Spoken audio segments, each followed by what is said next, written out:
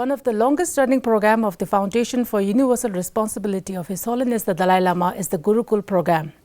The basic objective is to bring the Indians, the Gurus, and the Tibetans, the Chelas, closer together and revive the centuries-old relationships of learning exchange between Indians and Tibetans. This year, the Gurukul program has entered its 27th year, and we are delighted to welcome Akash Lina Chakravarti, Program Associate at the Foundation for Universal Responsibility of His Holiness the Dalai Lama, and a graduate of Political Science, Delhi University, and this year's program participants, Sonam Nurpo, who is a filmmaker from Ladakh, pursuing postgraduate degree in cinematography from Satyaji Ray Film and Television Institute, Kolkata, and Aditi Vashisht, a PhD scholar at the Department of Sociology, Delhi School of Economics. Tashtele and welcome. My first question to you, Akashlina. So, Gurukul is among the longest running immersion program under the Foundation for Universal Responsibility of His Holiness the Dalai Lama, and it's a 3-week program which happens annually in Dharamshala. So, can you briefly tell us about the inception of the program and how are the fellows selected? Thank you so much for having us here. Incidentally, it's also our last day of the Gurukul program. And, just as you mentioned that the Tibetan community sees the Indians as their Guru and Tibetans as their Chela. So the Gurukul program is a slight twist of it, which began as His Holiness's offering to the young Indian students 27 years back, where Indians are the students. So young Indian students come to Dharamshala, which is not just the home of His Holiness, but also the headquarters of the Central Tibetan Administration, and where a huge chunk of Tibetan community in exile reside at this point. So Indian students come as the students, and Tibetan community are our gurus, from whom we learn about the rich civilizational heritage of Tibet, about intensive courses on Buddhist philosophy, about the stories of the community living here. So I think that's the central idea of the program. In terms of the selection process, there are usually 2 rounds. The first round is the application process, which is also to gauge a sense of the intent of the program, because as I mentioned, it's an immersive experience to understand Tibet's civilizational heritage, which also builds on the 4 noble commitments of His Holiness. Not just to talk about promotion and preservation of Tibet's heritage, language and culture, but also to seek a revival of the ancient Indian knowledge. So to also talk about the connections which ancient India and Tibet had for years. In that sense, the first process is a written application form round, and once applicants go through that round, we have an interview round, which is also to gauge a sense of, how do we expect them to come here, and how do they contribute to the program, and how do we facilitate this entire process. So those are the things. Okay, and my second question is for Sonamla, actually both of you, for Aditi as well. So Sonamla, can you tell us what is the main reason of you joining this program, and how did you know about this program, and also were you always interested in Tibetan culture, language, or the cause? First of all, very Tashidilek. Actually, it is very funny because for me, I have been brought up in TCV.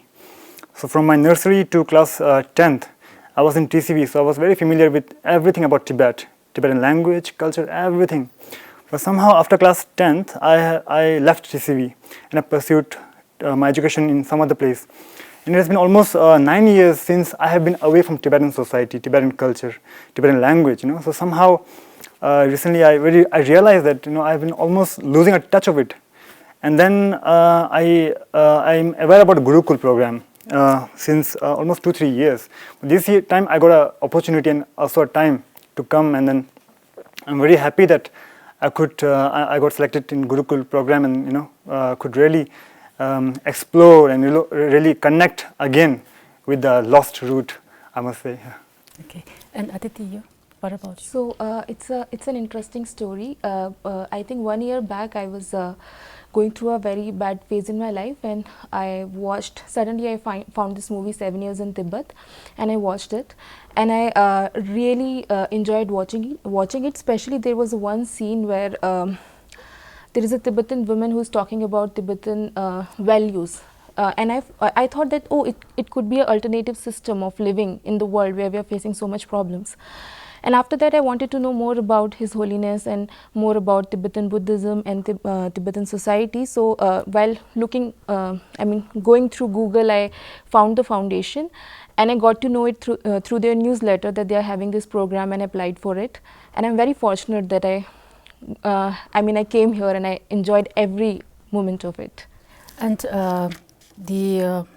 so you are one of the participants out of many who are present, who are here in Dharamshala for this year's program. So, and you have so far, the participants have spent more than 2 weeks in Dharamshala. So Aditi, can you tell us how was your experience so far? Oh, it was, it is wonderful, because today we have still 2 more sessions left. And I have my training in political science and sociology. And I can say that from the perspective of either politics or society or culture, I have learned more than I thought. And what I knew before Tibetan society or Tibetan culture or Tibetans in exile was very limited. And I think when I came here and with the first talk, I got to know a lot about Tibetan people in exile, as well as the kind of political system they have created when Tibetan people actually live in 25 countries across the world, and it is extremely difficult to conduct elections, and even with that they have created a wonderful system. So I think my experience as a political scientist as well as a sociologist has been wonderful, and I think I got so many insights that I think I have to go back and read a lot more to even understand what I have experienced here. Okay. And what about you, Sonamla? Being a filmmaker and cinematographer, a story is very important. And somehow in this program, I get to listen to so many stories of Tibetan people about Tibetan land, Tibetan culture, Tibetan language, the story of their life. For me, the major takeaway from this whole Gurukul program was listening to so many people and their inspiring stories, like every people have their struggling and how they overcome the struggle. There's so many stories like that, which I've really collected and which I will really cherish it as a learning from a Gurukul. Okay, and as I've mentioned earlier, Gurukul is this is like 27th year running, right? And can you tell me how many graduates are there in the past few years, if you know, and then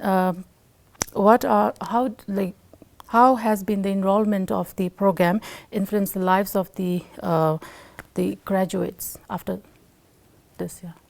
So let me actually begin with this batch itself. So it's the 27th batch, and this time we have 24 Gurukul fellows, and I'm also one of the participant and a fellow, since I'm also a recent graduate from University of Delhi, as you mentioned. So we've had 24 fellows from across different parts of India, from the age group of 18 to 28, who have practiced different professions, are of different backgrounds. So for instance, Sonamla is a cinematographer, Aditi is a researcher, we have several other people, somebody from communication design, but what ties them together is this interest to learn, to seek and to know more, not just about the community. So there's one of the points is also to get to know about the teachings of His Holiness here, to also experience again the community as well. So a lot of people across, from 27 years have, gone back, have worked, have actually come up with innovative ways to contribute to their own community, and as well as Tibetan communities who've been filmmakers, who've been even Thangka painters. So if I may say that Thangre Gatsal studio, which is by Dr. Sarka Singh and Master Locho. Dr. Sarka Singh was one of the Gurukul fellows in the initial years, and when she came here and was a part of the Gurukul program, that's when the entire world opened up, and she, made her way through this field of Thangka painting itself. So this is just one of the numerous examples in which, people have just gone back, reflected on it. So there are 2 ways in which I believe Gurukul fellows over these years have contributed. One of it is also to, get into this immersive experience and reflect on the questions of the mind, the self, the portions of Buddhist philosophy. And the other is contribution to the cause of Tibet in terms of the contribution to the community and different aspects of it. And also, like, you're part of the organization and you're also a participant this year, as you have mentioned. So can you also tell us how was your experience with your friends? Yes, it was absolutely, I think, it was absolutely amazing, because I'm also at a loss of words in terms of how the entire experience went. As you know, Sonamla mentioned about the stories. So it is not just about stories of community in exile, but about stories of resilience, stories of hope, stories of courage of a community which is trying to not just preserve and promote its identity, language and culture, but also the aspirations. But it's also about dreaming, about the future, about how do we move from here. So it's not just a lesson for, the Indians as the community, but also to look at how Buddhist philosophy works for, when we talk about resilience in those senses. So it's all about learning for us. I think that was central to it. Wherever we went, it's also to understand how they're preserving and how they're resisting, and at the same time how they're talking and reimagining, recrafting the narratives, how they're rebuilding their traditions. So that's the way I think I looked at it. Very nice. So also I have a question for two of the participants, Sonamla and Aditi. But also, I think it's the same for three of you. You told me that as part of this program, you have been living or staying in the monastery, Tsecholing Monastery, for the past 2 weeks, right? And you have also visited a non-governmental organization, Tibetan organization here in Dharamshala, and also visited a Central Tibetan Administration. So I'd like to know what is your impression of DCTA? Aditi, you can go first. Okay, I think CTA. I mean, because in our initial session started with CTA.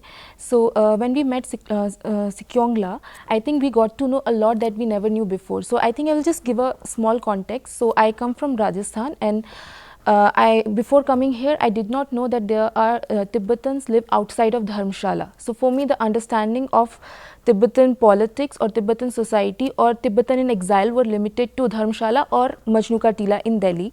And I think my initial engagement with the program, I got to know that there are so many settlements of Tibetans throughout the India. And I think Sikyongla gave us an impression of the historical, political imagination of Tibet, which I did not know before. After that, we went to Parliament, which was also a very wonderful experience, and we also got a chance to go through the charter. And it was an amazing experience to look at something that wonderful. So overall, it has been like amazing for me, and looking at the process of election as well as the way people participate in the politics. So yeah, it's been overwhelming. Thank you. And Sonamla, what about you? So for me, political is something which I'm a little bit weak in, actually, but then after coming to Gurukul and really getting introduced to CTA, I get much deeper insight than what I really feel that I know about Tibetan politics. Only after coming here, starting from Sikyongla, I understood that my level of understanding of Tibetan political issues are very limited. But then after coming here from Sikyongla, and especially about the middle way approach, we really got a very deeper insight, and I got to know a lot about middle way from Tenzin Lekshela. And this is something which I really is like something which is really like important to know, actually. So I really learned this, like the overview of the middle way approach. So this is something which I will take from the CTA. What about you?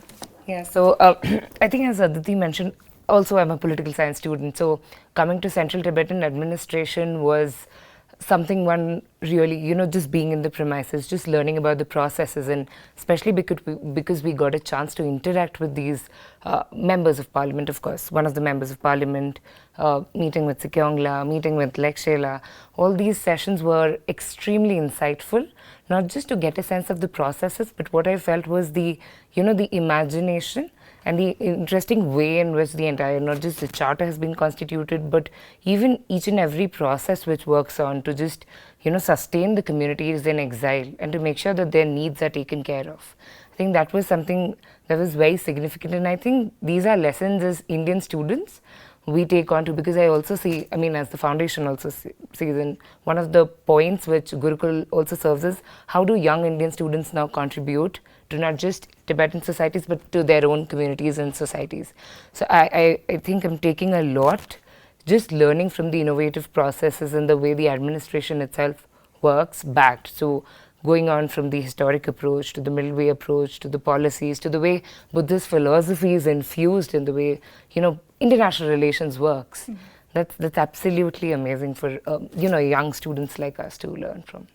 Okay, so these are my questions for today, and I'd like to thank you so much for your time, and I wish you all a very insightful interactions in the coming days. Thank you so much. Thank you so much. Thank you. Thank you. So this was our today's conversation on the Foundation for Universal Responsibilities Gurukul program. We talked about the Gurukul program and asked about the personal experiences of the participants. See you all in the next episode, and thank you for watching Tibettv.